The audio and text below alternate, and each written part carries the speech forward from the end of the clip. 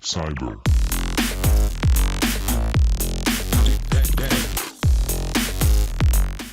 Coming up on today's show, we'll be covering General Motors, how a hack hit the world's largest truck and manufacturer, compromising personal consumer information.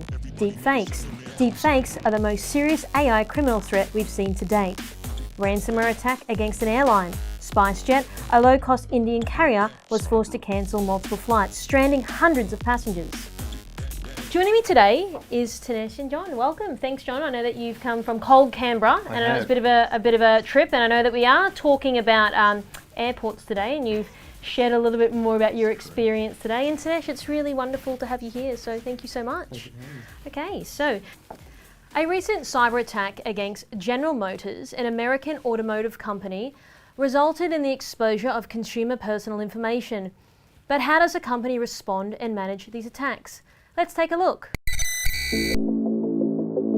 General Motors identified suspicious logins to some of their online accounts, which led to improper redemptions of customer reward points for gift cards. The manufacturer discovered unusual logins to select customer online accounts. It discovered that loyalty reward points were being redeemed for gift cards without authorization. Following the discovery, the company stopped the feature and notified consumers of the breach, instructing them to change their passwords immediately. Customer login data was allegedly taken outside of the company's networks, according to the business. Threat actors allegedly obtained that information from non-General Motors sites and used it to gain access to the company's accounts. General Motors made a statement, "We also informed law enforcement about the activities. According to the company's data breach alert, we continue to monitor account activity to protect our consumers and personal information about them."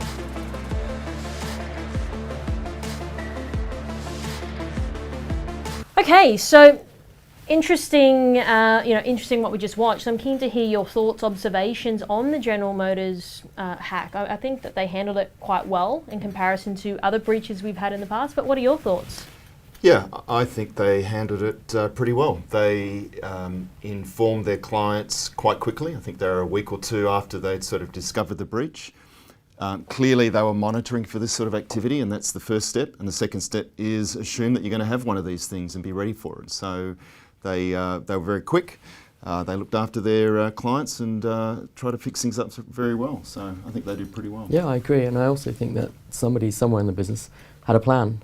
They had a plan to go out to the market to, if anything like this should happen, and they thought it through and they executed on that plan. Clients and then suppliers hopefully as well, and then right through whoever else needed to be informed, press even, I suppose. So what about companies who don't have a plan? I mean, so there are large companies who claim they have a plan, but I'm curious about the fidelity of that plan. It's like a plan that was developed in 1980, and then if there were to be a breach, perhaps we'll just pull that plan at the back of who knows where and just run off it. But I don't know if a lot of people are actually practicing those plans. No, what are your thoughts, John? I absolutely think that's the case, that many have not gone through the changes that have occurred in their organisation, and many are probably not even aware of the information that they're storing on behalf of their clients. So General Motors was very clear. In fact, the press got it wrong initially. They said there was social security numbers and so on, and it turned out there wasn't. And General Motors was very quick to say it's email, it's birth date, this is the information. We've shut down these passwords, we've reset them. And I think that shows, good degree of preparedness. And so many of the companies that we're dealing with are just not up with what's going on, with what they've got, creating all these sort of problems that we're seeing in the press at the moment. Yeah, and you know the ones who don't have a plan, because the message is delayed. It's disjointed. It's inaccurate. It's inaccurate. It's all a little bit crazy, frenzied, and that's what then gets into the press, and that's what then causes all of these, all of the panic, I guess. And that, for sure, you can see it. You've seen it time and time again. So many companies who, this was a really good example of how they were prepared, but so many just have not thought that through. And then follow on to execute it. And then I think that's a really good point you just said. Businesses do change a lot, and actually what may have been a plan in 1975 is not necessarily a plan today. So yeah, I'd like to hope not. 1975 is quite a long time ago. There might even been any comms. So one thing that I'm curious about is with a breach, like you've got people coming at you from all different angles, and then you've got the journalists that come in and the media who want to get a statement, but then sometimes it's too early to say what actually happened because they haven't spoken to their DFIR team and they haven't actually got the information. So how do you sort of manage it from, yes, we do need to say something, but we don't have all the facts that we could then later be crucified? Yeah, it's a really tricky one because, and I think so many companies hesitate because of that very fact. And actually, we're finding in Australia now the requirements to notify for a breach are coming down. So under the critical infrastructure, 12 hours you have to report. And India actually is asking in 6 hours.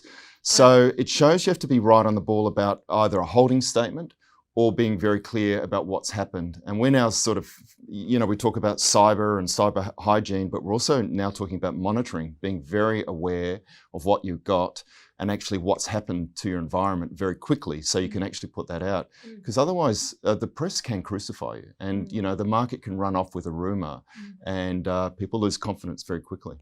Most definitely. I'd like to now focus a little bit more about the downstream impacts. Now, through COVID, we've sort of seen supply chain problems. Like, for example, I mean, I've got friends who sell cars for a living and they're like, you can't buy a car for 12 months. So this is one of the largest, if not the largest, American manufacturer. These guys have an issue. What about sort of all the people in between? What about the consumer on the street that can't buy their vehicle? Like, what does that then look like? And is this something that perhaps people in the market aren't really focusing on? Yeah, I think this downstream impact, this supply chain impact is a really difficult and somewhat interesting one. And perhaps we're not thinking through the consequences of how your company then interacts with other companies and sort of has that downstream effect. And, we'll probably talk about that a bit later on as well. It's super critical to go through how your system and your environment actually works with all those other sort of commercial and retail sort of connections to your business. Yeah, I think in that trade as well, there must be surely some reputational damage that goes down through to the everyday person on the street. If I'm buying a General Motors car and I've seen that at a top level, I wonder, it makes you think, would that then make me think, okay, well, I can't get the car, is it because of X, Y, Z? Or when I part with some details at a dealership, how will that be managed and how far up does that flow? It does make you think that it's the supply, yes, I get with the suppliers, but then the everyday person on the street, I wonder if it does impact them from a choice perspective, a decision perspective, that do I really want to buy this car or not? We would make a decision, and I would certainly think. But if you had to guess, what would you say? You're probably a consumer yourself. You've got a vehicle. but then we're in cyber, right? So, and we're constantly watching this stuff, reading this stuff. We're in the communities. It's there in our face. But if you ask my wife, for example, she would probably still go and buy that car based on whatever the criteria was. What if you couldn't get the parts? So, for example, there are manufacturers in the Ukraine, can't get the parts. That's why they can't sell certain cars to certain parts of the world, or it takes 1-2 years to get a vehicle dispatched all the way out here in Australia because we are, at the bottom of the earth. But then that's every car manufacturer, and that's everywhere in the globe right now. I don't think that's isolated to General Motors. That's every single car manufacturer on the planet right now.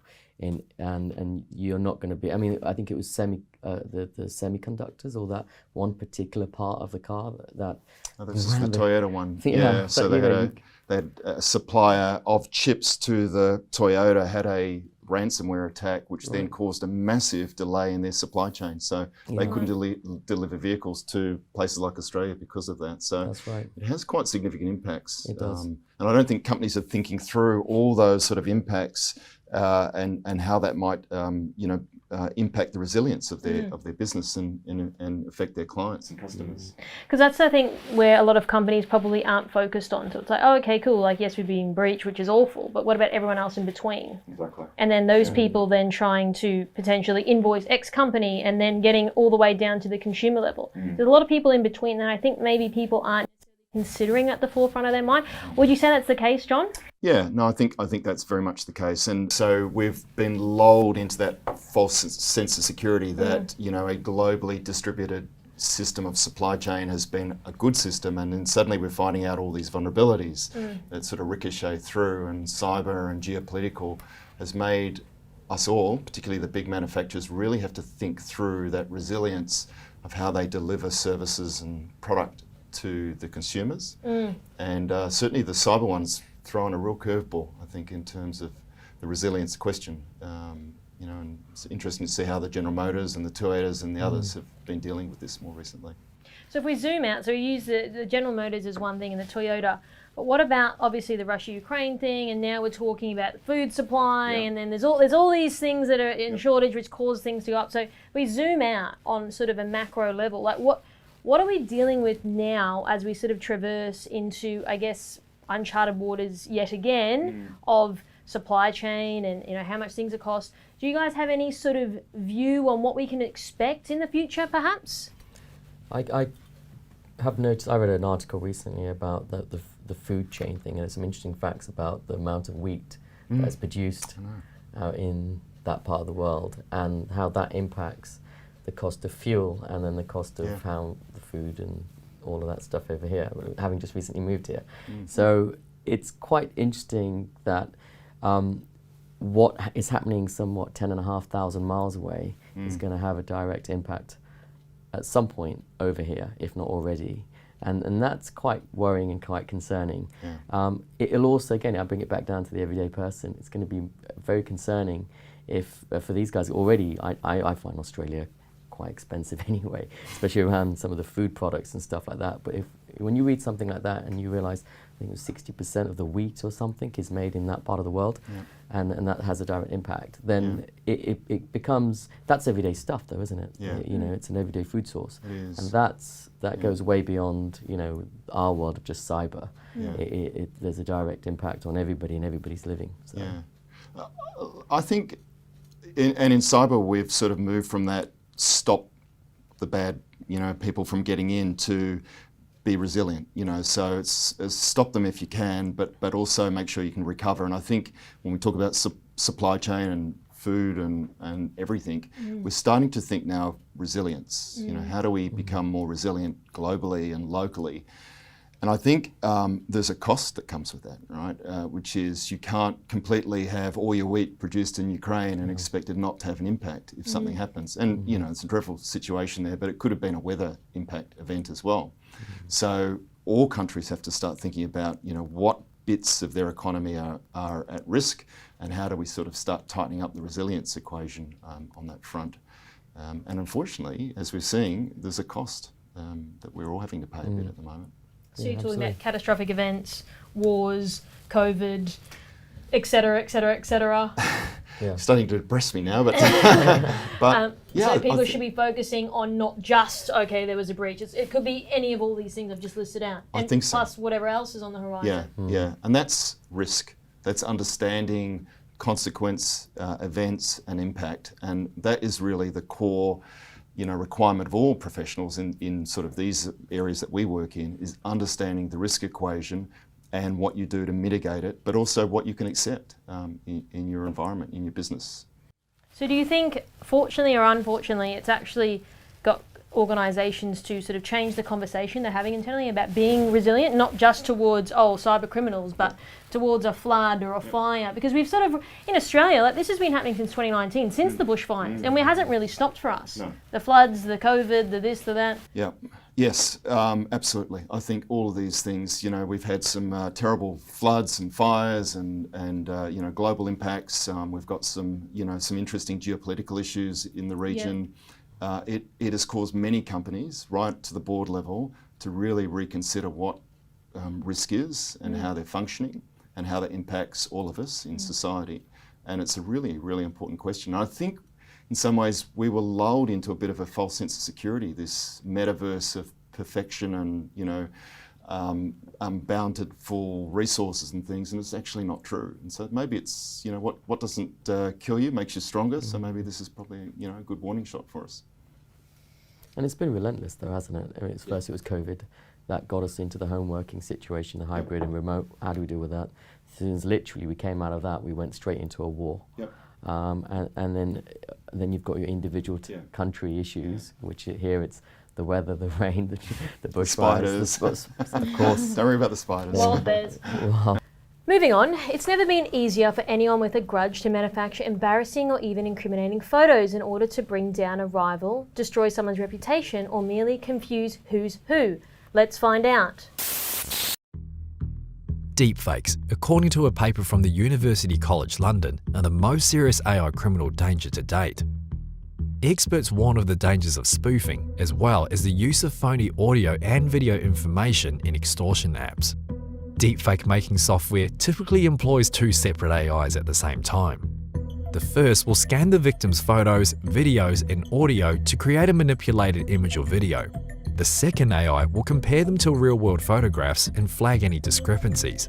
Finally, the first AI will receive this feedback and continue the process until the second AI is unable to distinguish between a fake and the actual thing. This technology has progressed to the point where practically everyone can use it, and as processing power improves, it will get easier. Deepfake's capability, however, is considerably more frightening than it appears.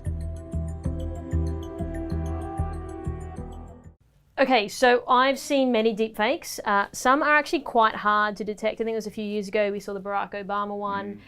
There's also been a number of celebrities trying to sell like crypto out there that people have fallen for because it actually does look legitimate. So keen to hear your thoughts on deepfakes. I quite like deepfakes. And I'll explain why. As in how they've been able to use the two different sources of AI and blend it together to be able to create a Tom Cruise, if you will, right? Because that's the one I've seen the most of. Yeah. And all the way from his voice to his head actions to the way his mannerisms are. From that perspective, absolutely you have to give it its credit where it's due. You know, I love reading these articles as a hobby.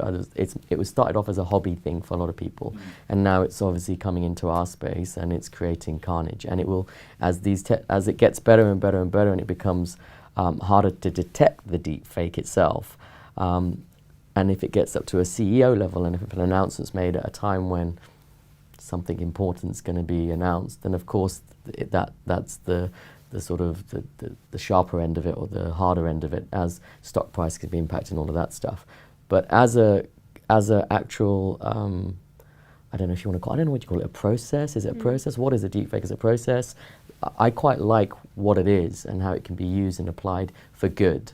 But then of course we're not here to talk about the good, we're here to talk about the bad. Good and bad, you know, devil's advocate. What are your thoughts, John? I've been quite surprised at how good it has got. I think we all saw the original versions. 2017 was the Obama one, and it is, you know, it's improving by leaps and bounds. So it's getting to that point where you can't tell. There are companies forming now actually that are specialising in being able to tell if it's fake or not, which is interesting. But I think, you know, as with everything in the internet, you can't fully believe now what you're seeing. And I think you make a very good point.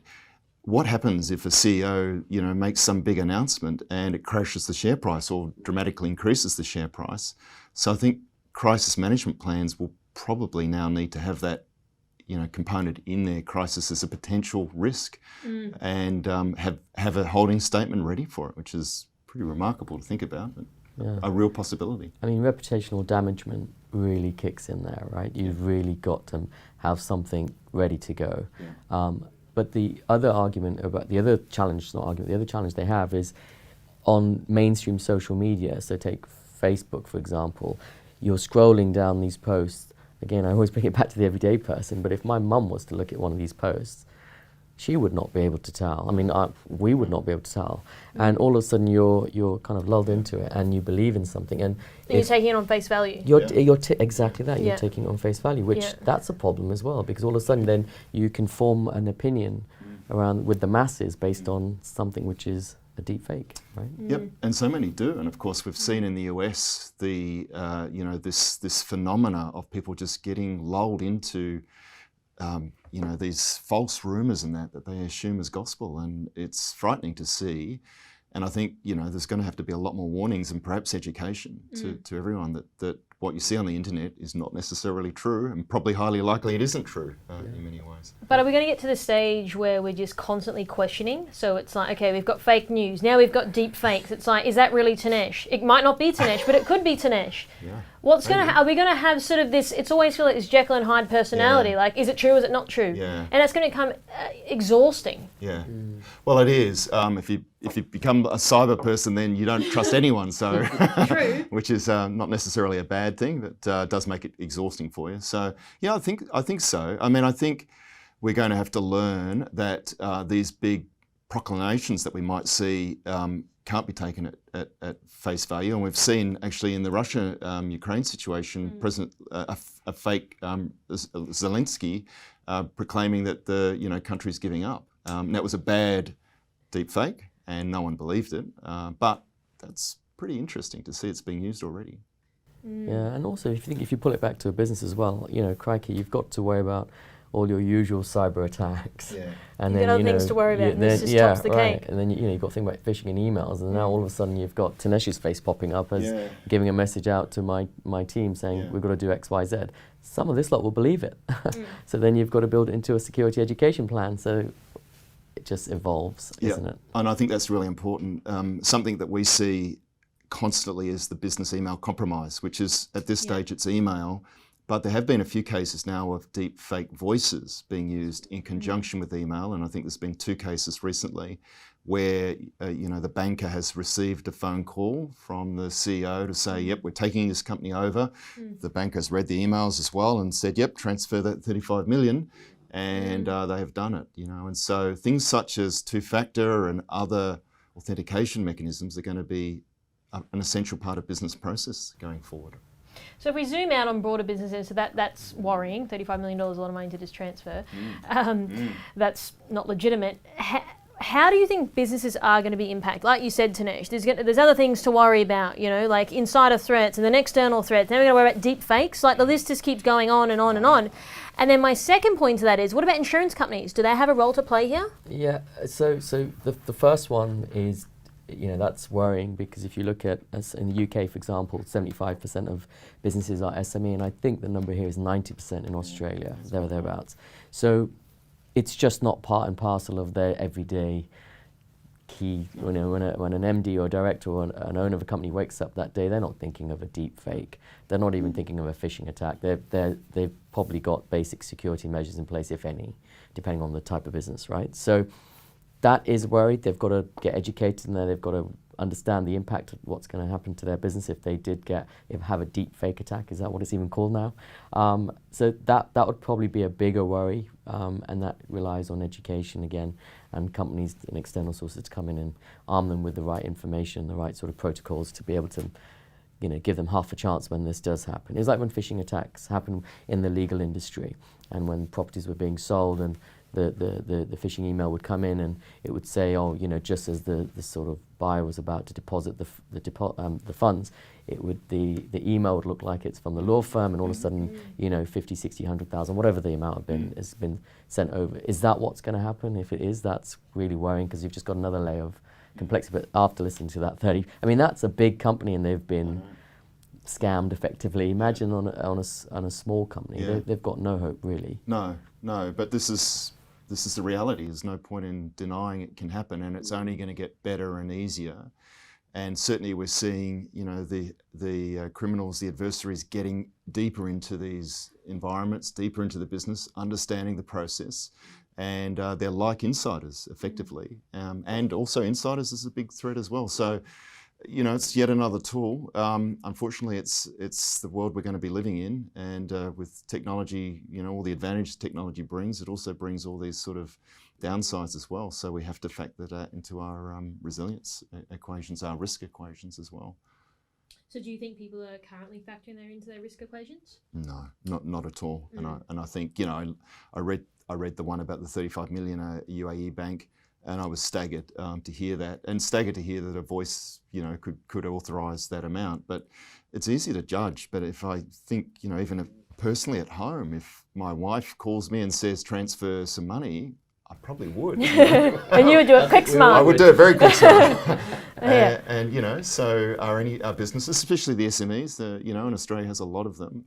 And look, we see them scammed all the time, and you see couples sending money for their deposits for homes to the wrong place. I mean, there's a lot of cases of fraud, and I think the FBI came up and said that business email compromise, it's 60% more likely to have a financial loss than ransomware at the moment. So it's a massive issue. And I think we have to factor that in. And, so the banks so most of the mature banks are starting to put quite complicated risk management identity procedures in. Most of us would be aware that it goes up past a certain transaction value. You might get a call, or you have to do a two-factor.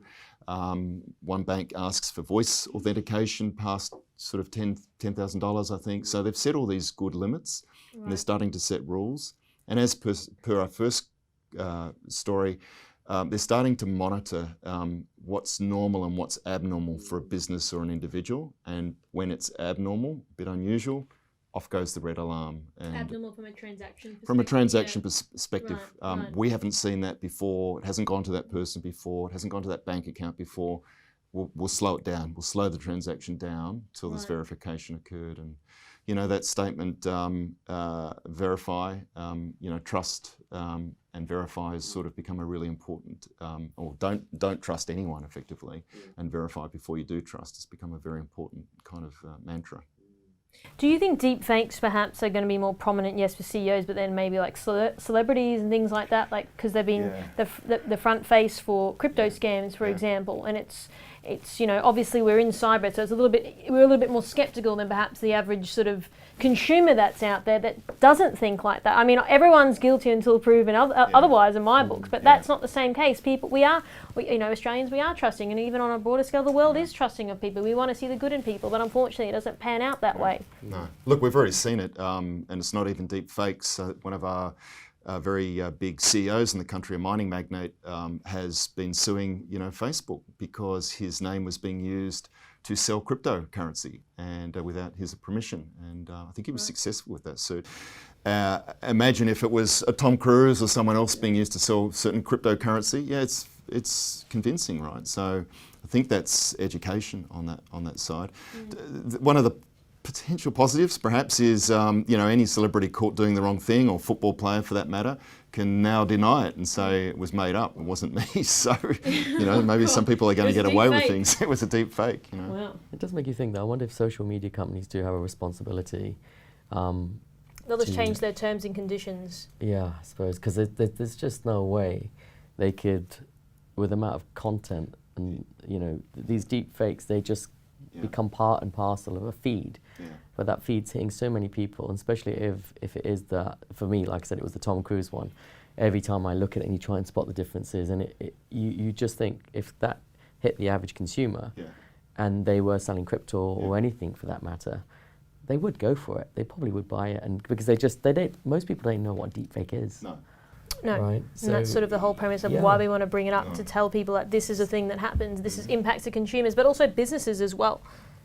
But that's why I think then I mean, I understand what you're saying about social media companies changing the terms and whatnot, but there surely must be things they can do at a technology level that could help mitigate some of that stuff even being taken out or being shown, or if there's some kind of controls in there. But I think they've got a long way to go. I mean, there's all these other issues around just saying something to somebody. The footballers in the UK, for example, they were getting a lot of racial abuse, and it just didn't stop. And social media don't take no responsibility for it. So, and that's just people saying things, let alone at this level, which is almost like a couple of levels more advanced, isn't it? So.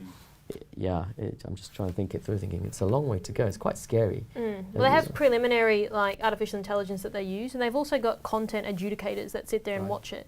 But there's billions of accounts on Facebook, and the amount of content that's through there, it's hard to keep up. So I think, yes, there's some element on putting it back on the tech giants to say you guys should be monitoring this, but then of course it's going to come down to, well, we can't be responsible for everything, and they're sort of just a distribution of that content. They're not creating the content. So I guess that's where it muddies the waters a little bit. It does. And part of their forum is freedom of speech. They want to allow this open forum. That was the whole premise of some of these social media groups. So it's a tricky one. I think we're definitely going to be steering through uncharted waters on this one.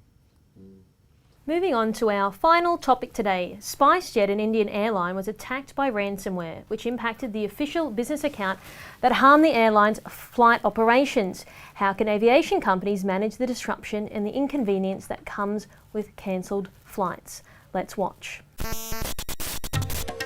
SpiceJet is a low-cost airline based in India with about 14,000 employees. The airline has about 100 planes and runs over 600 daily trips. The airline claimed that a ransomware attack on the official business account has harmed the airline's flight operations. According to SpiceJet's statement, the business attempted to reschedule several flights, much to the umbrage of its passengers, who requested a reimbursement for the unwelcomed rescheduling. Others were not so fortunate, and their flights were cancelled entirely as a result of the attack's impact on the company's night operations. SpiceJet is in contact with specialists and cybercrime authorities on the matter, the airline said in a statement. While their IT staff has contained and fixed the situation to a significant extent, this has had a cascading effect on their flights, resulting in delays.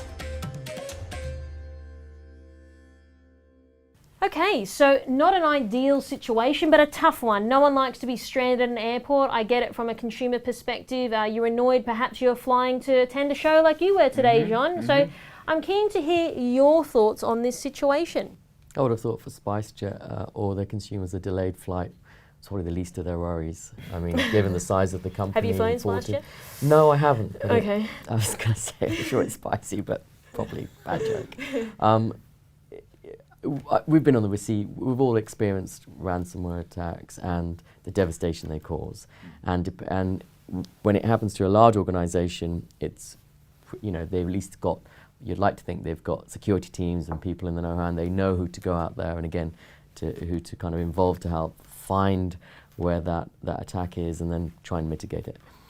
SpiceJet probably sounds like one of those companies that probably has that. It says that they brought in the authorities and all the relevant people in there.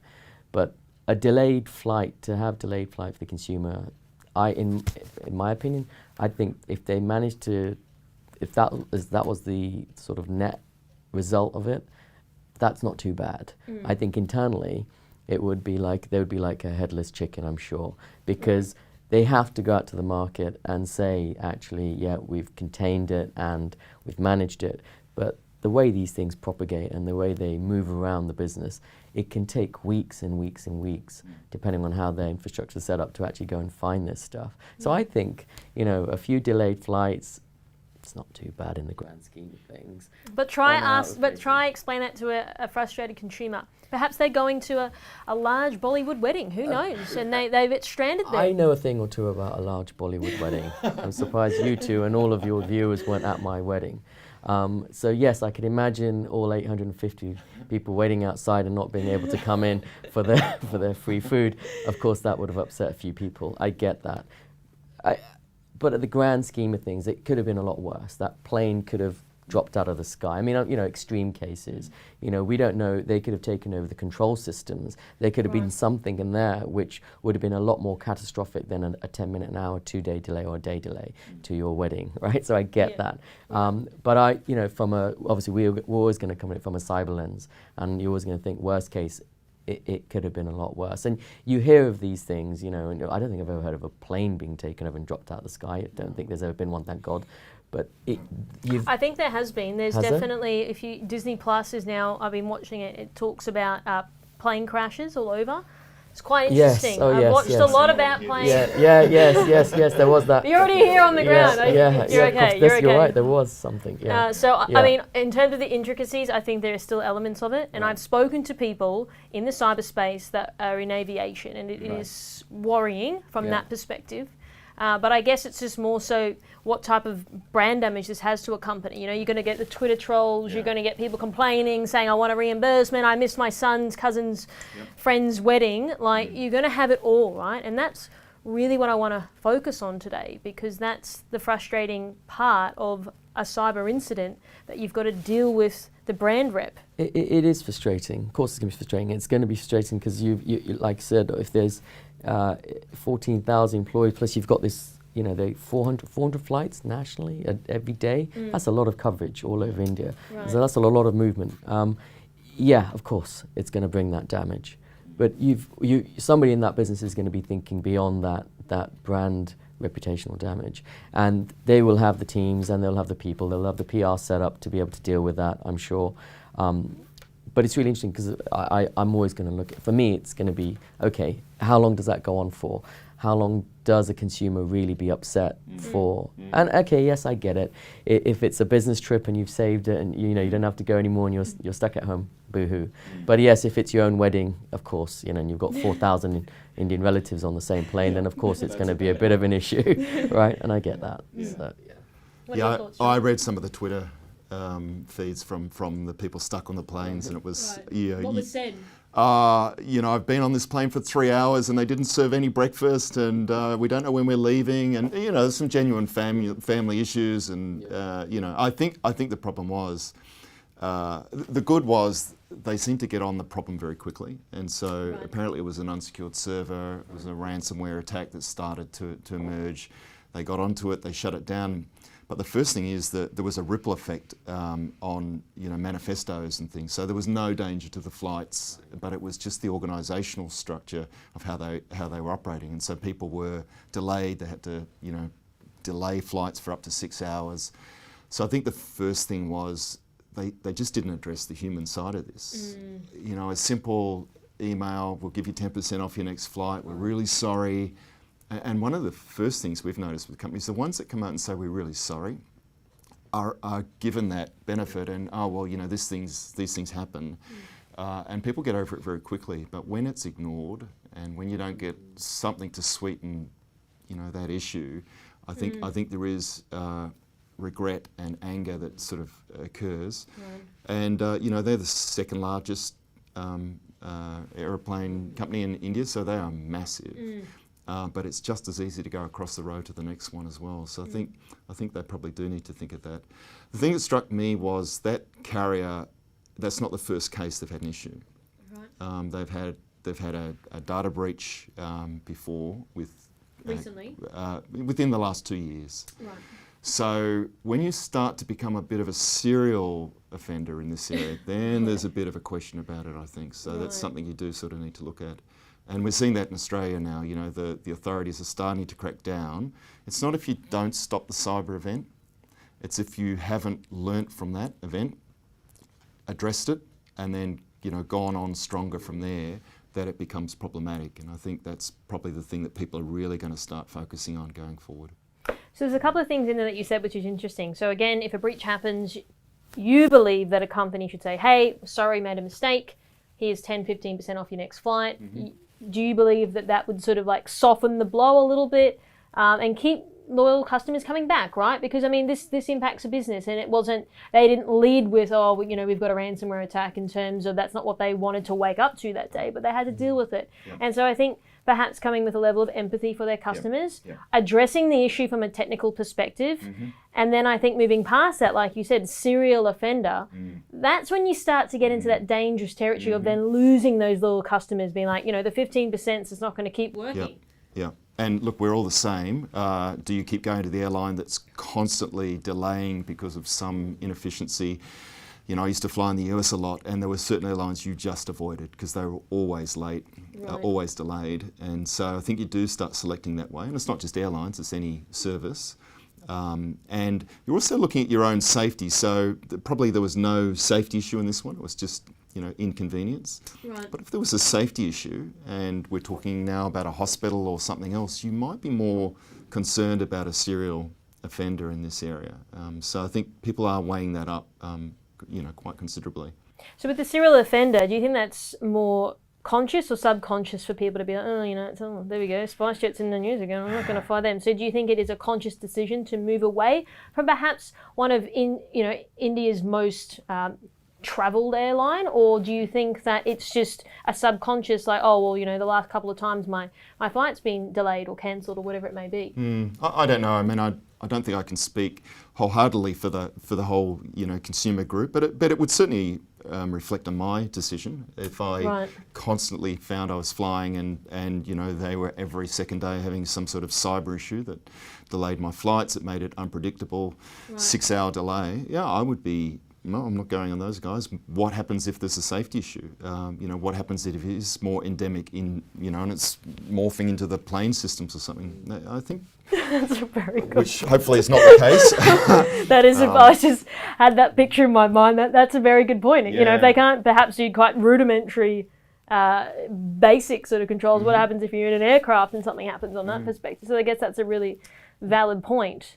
Do you think that these executives are thinking like that though?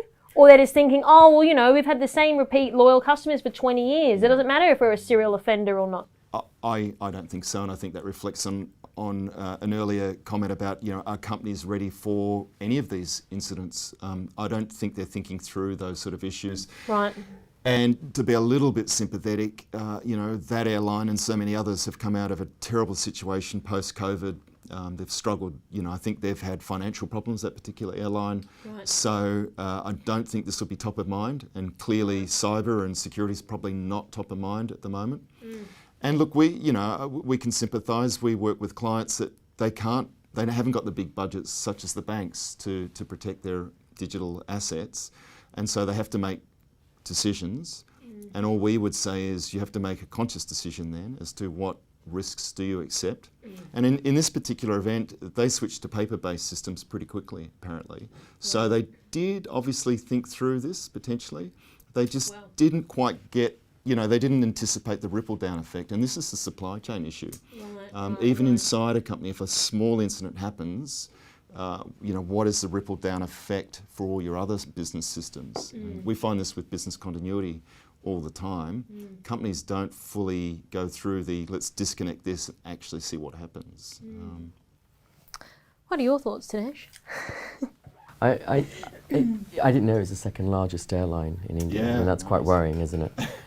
But the fact that they moved very quickly to the paper-based systems, reassuring. Coming back to, I think it's your point around the empathy piece. Yeah, I think you're absolutely on the money. If you'd given that 10% off, or 15% off, whether it's in this business or any other business, it does one thing to kind of restore confidence. And yes, I want to come back. But actually, the flip side is, I think cyber is such a everyday word now, and something when you tie a cyber attack with an airline, that gives me a shivering feeling as well. And I think you wouldn't, even as an average consumer, you would be thinking twice.